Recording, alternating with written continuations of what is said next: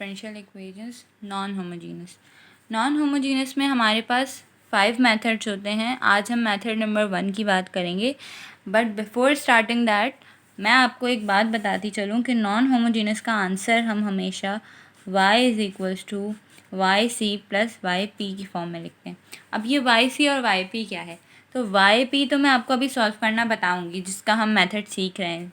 5 methods होते हैं अलग अलग, लेकिन वाई सी हम अपनी लास्ट वीडियो में सीख के आ चुके हैं, which is homogeneous higher order differential equation. यानी homogeneous higher order differential equation के आंसर को हम वाई सी कहते हैं। हमारे पास जो भी क्वेश्चन गिवन होगा, हम यहाँ पे कोई भी एग्जाम्पल ले लेते हैं। Okay, let's say we have this question. तो अब मुझे जब इसका फाइनल आंसर लिखना होगा तो मैं y is equals to y c plus y p की फॉर्म में लिखूंगी। वाई सी किस तरह निकालूंगी, मैं इस इक्वेशन को इक्वल्स टू ज़ीरो ट्रीट करूंगी। जब मैं इक्वल्स टू ज़ीरो लूँगी तो मैं बिल्कुल इसको वैसे ही ट्रीट करूँगी जैसे मैं होमोजीनस में करती थी, और वही स्टेप्स और वही मेथड फॉलो करूँगी जो मैं होमोजीनस को सॉल्व करने के लिए यूज़ करती थी। तो वहाँ पे मेरे पास जो आंसर आता था, if you remember, y is equal to c1 dot e की पावर जो हमारे पास रूट आता था m का mx प्लस सो ऑन, इस तरह करके हम आंसर लिखते थे। तो ये जो आंसर होता था ये मेरे पास वाई सी का आंसर होता था। और नॉन होमोजीनस में मेरे पास सिर्फ, यानी कि अगर मैं सिर्फ वाई सी निकाल के छोड़ दूँगी तो ये आधा काम होगा, और अगर सिर्फ वाई पी निकाल के छोड़ दूँगी तो भी आधा होगा। तो मुझे दोनों चीज़ों के लिए सॉल्व करना होगा। यानी कि अगर नॉन होमोजीनस की मैं बात कर रही हूँ तो मुझे सबसे पहले इसका वाई सी निकालना होगा। वाई सी किस तरह निकलता है कि आप इक्वेशन को इक्वल्स टू ज़ीरो लें। यानी मेरे पास ये क्वेश्चन जो है given, d cube minus 5d² plus 7d minus 3 is equals to zero लेके मैं पहले इसको सॉल्व करूँगी, बिल्कुल होमोजीनस की तरह। तो अगर आपने मेरी होमोजीनस की वीडियो नहीं देखी तो पहले आप जाके वो देखें, ताकि आपको मेरे ये स्टेप्स क्लियरली समझ आ जाएँ। तो यहाँ पे ये क्या हो जाएगा, m cube minus 5m² plus 7m minus 3 is equals to zero. So it will become m is equals to 1, 1, 3। Y c की वैल्यू क्या आ जाएगी, c1 into e raise to power x plus c2 into e raise to power x plus c3 into e raise to power 3x। And when we have repeated roots, so we will add this x here। जब भी हमारे पास roots repeated होते हैं तो हम जो second root repeat हो रहा होता है उसके कांस्टेंट के साथ x लगा देते हैं। तो ये मेरे पास वाई सी निकल के आ गया। यानी इस नॉन होमोजीनियस को सॉल्व करने के लिए मेरे पास एक चीज़ निकल के आ गई। अब दूसरी चीज़ है वाई पी, यानी कि पर्टिकुलर इंटीग्रल। तो पर्टिकुलर इंटीग्रल को सॉल्व करने के लिए वी हैव 5 मेथड।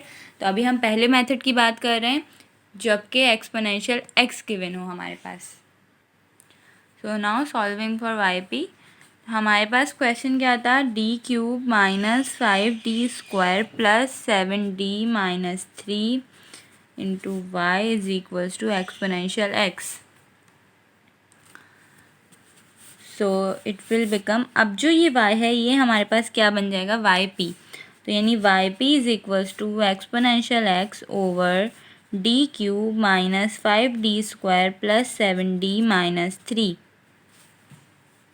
अब इसमें हम फर्दर क्या करते हैं, इस एक्सपोनेंशियल x को सॉल्व करने का क्या तरीका होता है। अब अगर यहाँ पे लिखा होगा 2x 3x या कुछ भी लिखा हुआ एक्सपोनेंशियल x, तो हम सबसे पहले क्या करेंगे, यहाँ पे जो वैल्यू होगी, यानी यहाँ भी मेरे पास क्या है 1 है, x के साथ जो कोफिशिएंट होगा उसको हम d की जगह पे पुट करेंगे, d की जगह पे पुट करेंगे। यानी d की जगह पे पुट करने पे क्या बन जाएगा, e raise to power x 1 का क्यूब माइनस 5 1 का स्क्वायर प्लस 7 इंटू 1 माइनस 3। तो e की power x 1 minus 5 plus 7 minus 3। तो 1 माइनस 5 प्लस 7 माइनस 3 बिकम 0। जब भी हम d की वैल्यू पुट करते हैं, यानी e की पावर एक्सपोनेंशियल x जब होता है हमारे पास, तो जब हम वैल्यू पुट करते हैं तो हमारे पास दो ही चीज़ हो सकती हैं, या तो डिनोमिनेटर ज़ीरो हो जाएगा या तो नॉन ज़ीरो हो जाएगा। अगर डिनोमिनेटर नॉन ज़ीरो टर्म आ रही है कोई भी, तो इसका मतलब है वही हमारे पास आंसर है। लेकिन अगर डिनोमिनेटर की टर्म 0 हो रही है, जैसे कि इस केस में हमारे पास 0 हो रही है, तो इसका मतलब है कि हम अभी वैल्यू सब्स्टिट्यूट नहीं कर सकते। यानी ये जो हमने 1 सब्स्टिट्यूट किया, ये इस तरह से सब्स्टिट्यूट नहीं होना था। फर्स्ट स्टेप तो क्या है, हमने जो ई की पावर यहाँ पे एक्स के साथ जो कांस्टेंट है वो पुट करके देख लिया। कांस्टेंट पुट करने के बाद अगर टर्म नॉन ज़ीरो टर्म आ रही है तो वेल एंड गुड, हमारा आंसर वहीं पे आ गया। लेकिन अगर टर्म 0 हो रही है, जैसे कि इस केस में हो रही है, तो इसका मतलब है हमें इस जगह पे इसको दोबारा से डेरिवेट करना होगा। डेरिवेट किस तरह करेंगे, एक्सपोनेंशियल एक्स। अब हम चूँकि पहली दफ़ा डेरिवेट करने जा रहे हैं तो इसके साथ यहाँ पे हम लगा देंगे एक्स। ये एक्स बताएगा कि हमने इसको कितनी दफ़ा डेरिवेट किया है। एक दफ़ा कर रही हूँ अभी मैं, तो यहाँ पे मैंने एक एक्स लगा दिया। एक एक्स लगाने पे डेरिवेट करेंगे तो क्या हो जाएगा, 3d² माइनस 5 2 ज़ा 10d प्लस 7 और -3 का तो 0 हो जाएगा डेरिवेटिव। अब हम पुट करेंगे इसमें d की वैल्यू, यानी d की वैल्यू क्या थी 1। अब मैं पुट करूँगी, ये काम तो मेरे पास एक्स्ट्रा हो गया क्योंकि ये नॉन ज़ीरो नहीं, मतलब नॉन ज़ीरो नहीं आ रहा था, ये 0 आ रहा था। तो अब मैं यहाँ पे पुट कर दूँगी x e की पावर x ओवर 3 1 का स्क्वायर माइनस 10 इंटू 1 प्लस 7। तो ये बन जाएगा x e की पावर x 3 माइनस 10 प्लस 7। तो 7 प्लस 3 10 माइनस 10, आई थिंक ये अगेन 0 हो रहा है।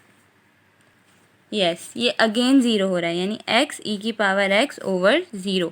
अगेन हमारे पास 0 आ गया, इसका मतलब है ये आंसर फिर गलत आ रहा है, यानी हमें तो नॉन ज़ीरो टर्म चाहिए। तो अब मैंने यहाँ पे एक दफ़ा डेरिवेट किया था, अब मैं यहाँ इसको थर्ड टाइम डेरिवेट करूँगी। सेकंड टाइम डेरिवेट करने पे क्या हो जाएगा, मैं यहाँ पे दूसरी दफ़ा एक्स लगाऊंगी। बेसिकली जो ये एक्स की पावर है ये शो करेगी मैंने कितनी दफ़ा डेरिवेट किया है। तो जब मैं इसको दोबारा डेरिवेट करूँगी तो आंसर क्या आ जाएगा, 6d माइनस 10। तो यहाँ पे मैं लिखती हूँ 6d माइनस 10। 6d माइनस 10 के बाद मैंने अगेन वैल्यू पुट की। वैल्यू d की क्या है इस क्वेश्चन में, 6 into 1 minus 10 x square into e की पावर x 6 माइनस 10। अब 6 माइनस 10 करूँगी तो आंसर आ जाएगा माइनस का 4, यानी कि x square into exponential x minus 4। ये मेरे पास आ गया आंसर। तो हमारे पास जिस टाइम पे आंसर नॉन ज़ीरो हो जाए after putting the value of constant of x in d, तो हम क्या करेंगे, वही हमारे पास आंसर हो जाएगा। लेकिन अगर टर्म 0 आती रहेगी जैसे कि हमारे पास ऊपर हुआ, तो फिर हम उसको डेरिवेट करेंगे। सबसे पहले क्वेश्चन गिवन था, उसको हमने वैल्यू पुट की सीधी सीधी जो x के कांस्टेंट की थी, तो हमारे पास टर्म क्या आ गई, 0 हो रही थी डिनोमिनेटर में। तो हमें 0 तो नहीं चाहिए, इसलिए हमने उसको पहली दफ़ा डेरिवेट किया। जब पहली दफ़ा डेरिवेट किया और उसके डेरिवेटिव में d की वैल्यू पुट की, तब भी आंसर 0 आ रहा था। फिर हमने उसको सेकंड टाइम डेरिवेट किया, फिर हमारे पास जाके आंसर आया है नॉन ज़ीरो।